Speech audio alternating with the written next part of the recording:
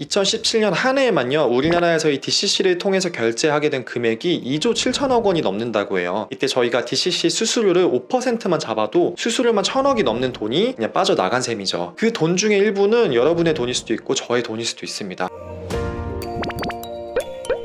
안녕하세요. 또 떠나는 남자 또 떠남입니다. 지난 시간에는 여러분들이 카드를 가지고 해외에 나가서 결제를 할 때 호구가 되지 않기 위해서 기본적으로 알고 계셔야 되는 기본 이론에 대해서 말씀을 드렸습니다. 이번 영상을 이해하시는데 이 전 영상이 큰 도움이 될 수 있으니까 요걸 클릭하셔가지고 보시고 오시면 훨씬 더 도움이 많이 될 것 같습니다. 이번 시간에는 본격적으로 여러분들이 해외에 가서 카드를 정말 어떻게 사용해야 되는지에 대해서 조금 더 와닿는 얘기를 한번 해보려고 합니다. 특히 지난 시간에는 미국에 가서 결제하는 경험을 설명해 드렸었는데 달러를 주 화폐로 쓰지 않는 곳에서 카드 결제를 하는 경우가 더 많잖아요. 그래서 먼저 미국이 아닌 제3지역에서 카드 결제를 했을 때 어떤 프로세스에 의해서 청구가 되는지 그 프로세스를 먼저 일단 설명을 해드릴게요. 예를 들어서 여러분들이 베트남에 가서 베트남 화폐인 동을 가지고 카드 결제를 했다고 가정을 해볼게요. 여러분들이 동을 가지고 결제를 했다면은 그 데이터가 마스터나 비자, 유니온페이 뭐 그런 브랜드사로 그 결제 이력이 넘어가게 되겠죠. 이때 그와 같은 브랜드사에서는 반드시 달러로만 그 결제를 처리하게 됩니다. 근데 제가 지금 동으로 결제를 했잖아요. 그렇기 때문에 브랜드사에서 그 결제 데이터를 가지고 올 때 동으로 된 데이터를 달러로 환전을 하게 됩니다. 그 이후의 결제 과정은 달러로 환전한 내역을 한국에 있는 카드사한테 전달시켜주고 그 과정에서 브랜드사에서 받는 수수료가 부과가 되고 미국 달러에서 한국 원으로 그 시점에서 전환이 된다라고 설명을 해드렸습니다. 결론적으로 말씀드리면은 미국 달러로 결제할 때보다 맨 처음에 베트남 동에서 미국 달러로 전환하는 그 과정에서의 환전이 한 번 더 발생을 하는 거죠. 근데 이때 베트남 동에서 미국 달러로 환전이 될 때 어떤 기준에 의해서 환율이 적용되는지가 궁금하실 거예요. 우리가 브랜드사에서 한국 카드사로 데이터가 넘어갈 때는 한국 카드사에서 전신한 매도율이라는 그런 송금할 때 적용되는 환율의 기준을 가지고 정한다고 말씀을 드렸었는데요. 현지 화폐에서 미국 달러로 전환이 될 때 같은 경우에는 마스터나 비자나 그런 자기네 회사에서 내부적으로 정한 기준에 의해서 환전을 하게 됩니다. 사실 그 기준 같은 경우는 저희가 알 수가 없어요. 조금 깨림직하긴 하지만 어쨌든 마스터나 비자나 뭐 그런 회사들 같은 경우 구멍가게가 아니기 때문에 굉장히 폭리를 취한다든지 뭐 말도 안 되는 환율을 적용한다든지 하지는 않습니다. 그래서 결론적으로 현지 화폐를 이용하게 되면은 총 환전이 2번 발생하게 된다는 점에 대해서까지는 이해가 되셨죠? 자, 이해가 되셨으면은 이제 본격적으로 얘기를 한번 해볼게요. 제가 태국에 가서 태국 면세점에서 뭔가를 살라고 하는데 당연히 태국에서 제가 뭔가를 살라고 하니까 그 물품의 가격은 태국의 화폐인 바트 기준으로 판매가 되겠죠. 제가 바트를 주고 그 물건을 결제하려고 하는데 갑자기 점원이 저한테 한국 원으로 결제할래? 아니면 태국 바트로 결제할래? 라고 저한테 옵션을 주는 거예요. 이런 식으로 우리가 해외에서 결제를 할 때 가끔씩 한국 원을 볼 때가 있습니다. 원으로 표시가 돈이 되어 있다면 저희가 조금 더 그 가격이 어느 정도 되는지 체감하기도 쉽고 굉장히 반가운 게 사실이에요. 하지만 여러분 절대 그 원화로 결제를 하시면 절대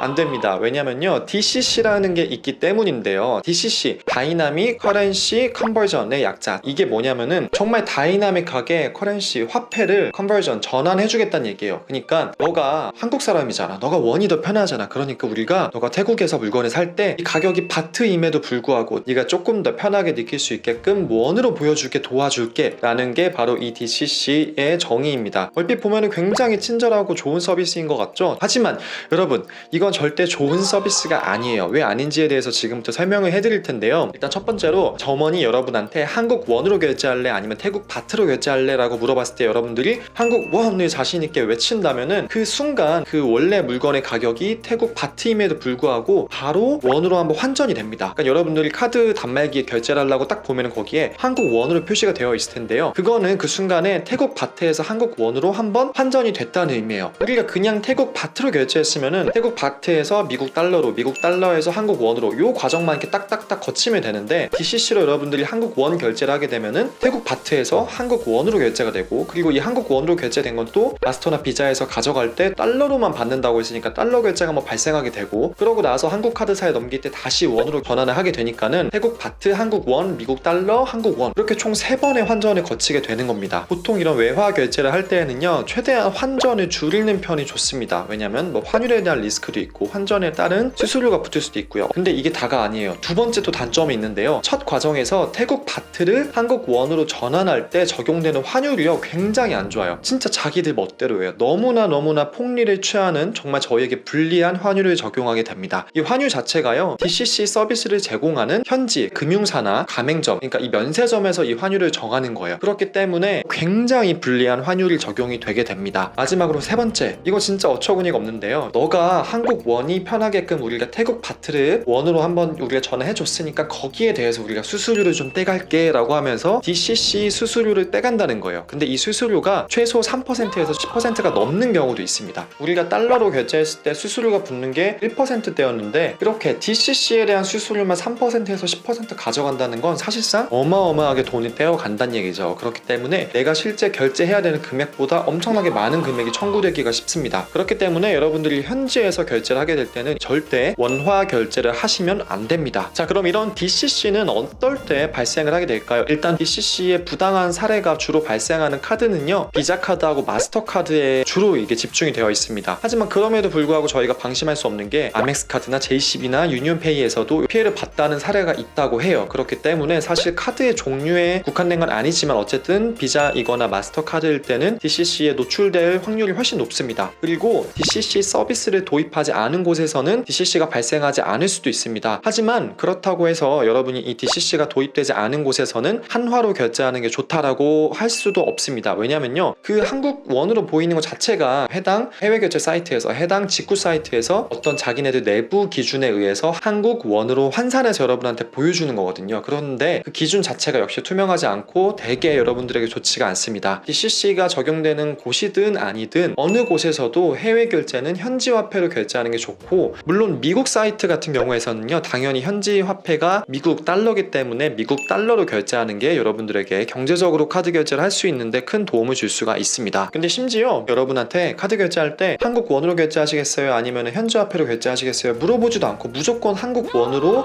적용해서 결제하는 경우도 있습니다. 뭐야, 그러면은 DCC를 우리가 알고 피할 수 있는 것도 아니잖아 라고 생각하실 수가 있는데요, 간편하게 피하실 수 있는 방법이 있습니다. 여러분들이 카드사의 어플이나 홈페이지에 들어가셔서 DCC만 결제하셔도요, 쉽게 DCC 차단 서비스가 있다는 걸 발견하실 수가 있습니다. 이 DCC 차단 서비스를 이용하면요, 여러분들이 어떤 카드별로, 자, 이 카드는 제가 DCC가 절대 발생하지 않게 거절시켜 주세요 라고 여러분들이 등록을 할 수가 있어요. 이걸 한번 등록하게 되면요, DCC 서비스가 적용이 아예 안 됩니다. 바로 승인 거절이 발생해서 적용이 되지 않아요. DCC 차단 서비스를 하시는 게 좋습니다. 근데 문제점이 뭐냐면요, 경우에 따라서 DCC가 아니면은 아예 결제가 불가능한 곳도 있어요. 예를 들어서 제가 편집할 때 쓰는 어도비 프리미어 프로라는 프로그램이 있는데, 그걸 쓰려면 매달 구독을 하고 얼마씩 정기적으로 돈을 내야 되는데 해당 그 결제는 무조건 원화 결제밖에 안 받아줘요. 그러니까 제가 DCC 차단을 걸어 놓는다면은 아예 어도비 프리미어 프로 자체를 쓸 수가 없습니다. 어도비 사이트뿐만 아니고요, 일부 뭐 레스토랑이나 가게나 옷가게에서도 원화 결제만 받는 경우가 있어요. 그런 경우에는 여러분들이 가장 좋은 방법은 환전을 해간 현금 가지고 결제하시는 게 가장 좋고, 아니면은 적어도 여러분들이 의도치 않게 DCC의 피해를 받지 않게 하기 위해서 주로 해외에서 결제하는 카드 같은 경우는 DCC 차단 서비스를 걸어 두시고, 그리고 서브로 DCC 차단 서비스를 걸어 놓지 않은 카드 한 장을 더 준비하신 다음에, 만약에 DCC 차단 때문에 승인이 안 난다, 현금도 없어서 꼭 카드를 써야 된다 라고 하시면은 서브로 준비해간 카드 가지고 결제를 하시면 결제를 하지 못하는 상황을 방지할 수가 있습니다. 참고로 또 말씀을 드리면 DCC 서비스 같은 경우는요, 현지에서 그 카드 결제를 발생시키는 가맹점이나 혹은 그 결제의 전표 매입 같은 걸 도와주는 현지의 금융기관이 그 수수료를 수취하게 되어 있어요. 그 태국에 있는 면세점이나 아니면 태국에 있는 면세점에 그런 카드 프로세싱을 도와주는 현지 금융사가 가져간다는 거죠. 그렇기 때문에 그 현지 면세점에서 DCC를 더 유도하고 권유하는 경우가 많아요. 왜냐면 그 수익이 자기네 면세점한테도 돌아갈 수가 있기 때문이죠. 오늘 제가 말씀드린 이 DCC에 대해서 꼭 인지하시고요, 여름휴가 떠나시기 전에 DCC 차단 서비스 신청하시고 해외에서 부당하게 피해받지 않는 즐거운 여행이 되셨으면 좋겠습니다. 또 이게 끝이 아니에요. 상탄 실제 여행을 준비할 때 적용할 수 있는 경우에 대해서 제가 또 조금 더 여러분들이 피부에 와닿을 만한 내용을 3탄에서 말씀드릴 예정이니까요, 요 모든 시리즈 정말 여행에 피가 되고 살이 되는 내용이니까는 꼭 구독을 통해서 다 챙겨보시고 경제적으로 여행하시길 바라겠습니다. 네, 그럼 저는 오늘 여기까지 할게요. 저는 지금까지 또또나는 남자 또또남이었습니다.